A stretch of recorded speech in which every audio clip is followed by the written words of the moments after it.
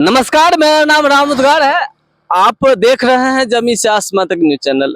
दोस्तों, हाल ही में UGC net examination रद्द है, आप सभी को पता होगा और उससे रिलेटिव जानकारी मैं आपको दूंगा। और मेरे साथ अभी मौजूद है यूजीसी के नेट एस्पिरेंट्स संजीत जी। मैं उनसे बातचीत करने का प्रयास कर रहा हूं और इन्होंने भी उस एग्जाम में शामिल हुआ है। सबसे पहले स्वागत है हमारे चैनल जमी से आसमां तक में संजीत जी। थैंक यू रामुदगार जी। सबसे पहले तो यहाँ पे आपके साथ बैठने पे बड़ा खुशी हो रही है और बहुत बहुत धन्यवाद। आगे कुछ पूछना चाहते हैं तो आप पूछ सकते हैं। सबसे पहले मेरा पहला क्वेश्चन ये है संजीत जी कि यूजीसी नेट क्या होता है?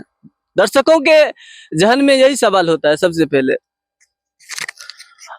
यूजीसी नेट जो है एक असिस्टेंट प्रोफेसर जो होता है यूनिवर्सिटीज में, उसके लिए ये एग्ज़ाम कंडक्ट किया जाता है। ये नेशनल लेवल का एग्ज़ाम है और एनटीए जो होता है नेशनल टेस्टिंग एजेंसी, उसके द्वारा हर एक वर्ष 2 बार जून और दिसंबर में एग्ज़ाम कंडक्ट किया जाता है। और जो विद्यार्थी इस एग्ज़ाम को क्वालिफाई करता है उसमें 2 कैटेगरीज होते हैं। फर्स्ट कैटेगरीज जो होता है जो नॉर्मल एक कट ऑफ होता है, उसको नॉर्मल कट ऑफ होता है, यदि उसको क्वालिफाई करता है तो एक नेट क्वालिफाई करता है।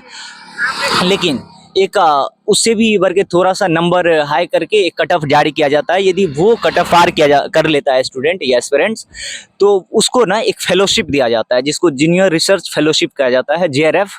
वो गवर्नमेंट ऑफ इंडिया के द्वारा कुछ फंड दिए जाते हैं उसको रिसर्च करने के लिए, अपना पेपर पब्लिश करने के लिए। उसके बाद वो अपना आगे की जो पीएचडी है बहुत ही आसानी होता है उसको करने में, वो जल्दी पोस्ट पे चले जाते हैं असिस्टेंट प्रोफेसर के।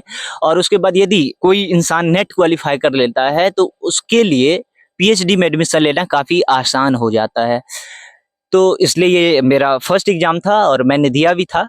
यह पहली दफा नहीं है संजीत जी, क्योंकि हाल ही में मतलब नीट का भी जो डॉक्टर की तैयारी करते हैं, मेडिकल की तैयारी करते हैं, उनका भी मतलब एग्जामिनेशन रद्द हुआ है।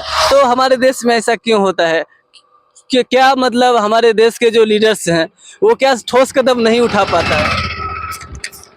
देखिए, लीडर्स का बात है तो वो उसका पॉलिटिकल व्यू हो सकता है अलग अलग, लेकिन एज ए स्टूडेंट मुझे जहाँ तक लगता है कि लीडर्स का अप्रत्यक्ष रूप से हाथ होता हुआ कहीं ना कहीं उनके हित के लिए, लेकिन सिलेक्टेड पर्सन के लिए। और इसलिए भी ये चीज़ कहीं ना कहीं पेपर लीक का सामने आ जाता है। और जब ये पूरे बहुत हाई स्तर पर जब ये चीज़ होने लगता है तो वो चीज़ सामने आता है। जिस तरह से नीट का एग्ज़ाम हुआ था मेडिकल वाला, और या यूजीसी नेट का एग्ज़ाम हुआ, तो कहीं ना कहीं पहले भी होता था, लेकिन अभी जो है बहुत ज़्यादा स्तर पर ये होने लगा तो वो चीज़ दिखने लगा है। और कहीं ना कहीं सरकार पे ये चीज़ सवाल और उंगली उठ रहा है।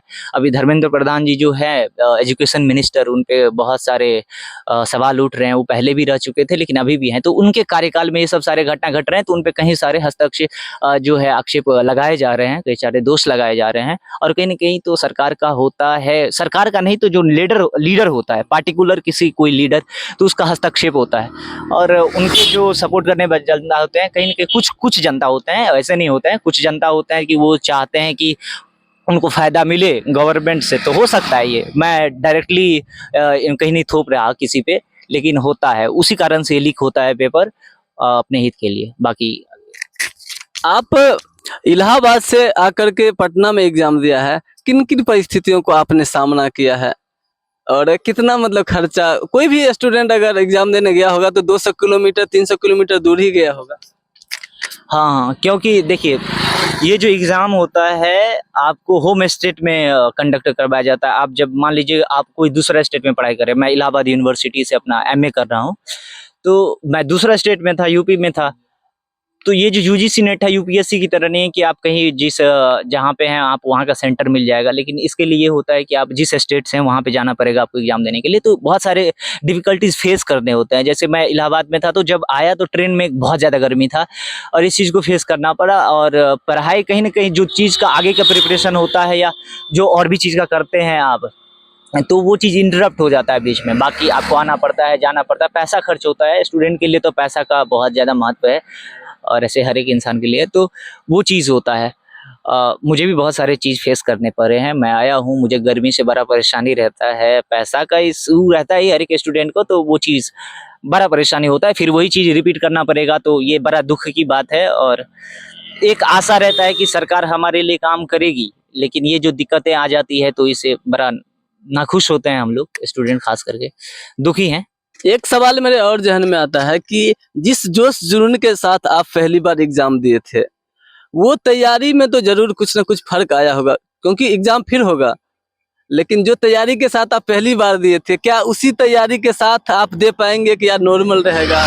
नहीं, वो बात नहीं है, हमेशा तैयार रहना पड़ता है और स्टूडेंट के लिए, क्योंकि ये गोल होता है, वो चीज़ करना होता है लाइफ में, तो वो चीज़ तो करना ही है। और एग्ज़ाम ना कंडक्ट होने से थोड़े ना होता है कि वो बदल जाता है व्यू, तो हमें करना ही है और वही एनर्जी के साथ हमें लगना होगा। थोड़ा सा भी यदि लूप होल्स आया तो फिर दिक्कत हो जाएगी, हमें उस पे अड़ गिराना पड़ता है एग्ज़ाम को, उसी जोश के साथ, उसी जुनून के साथ फिर से एग्ज़ाम देना है। हाँ, ये अच्छा चीज़ है कि सरकार ने इस पे एक्शन लिया, ये जागरूक हो गई जनता, तो इस एग्ज़ाम को पोस्टपोन कर दिया गया है। अच्छा लगा कि जो इंसान पढ़े वो पास हो, तो अच्छा चीज़ है। और हम लोग फिर से जब एग्ज़ाम देंगे तो उसी होश-ओ-हवास, उसी जोश के साथ लगेंगे। कैसा एग्जाम गया था आपका? देखिए, अच्छा एग्ज़ाम गया था, लेकिन वो चीज़ अभी कहना उतना कारगर नहीं होगा, रिजल्ट आने के बाद पता चलेगा, लेकिन अच्छा गया था। काफ़ी अच्छा लगा था एग्ज़ाम देने में, आशा है कि हो जाता, लेकिन हो सकता है कि अब फिर से हो तो उसमें भी हम अपना बेस्ट दे पाएँ। बहुत बहुत धन्यवाद हमारे चैनल से जुड़ने के लिए Sanjeet ji. Thank you very much.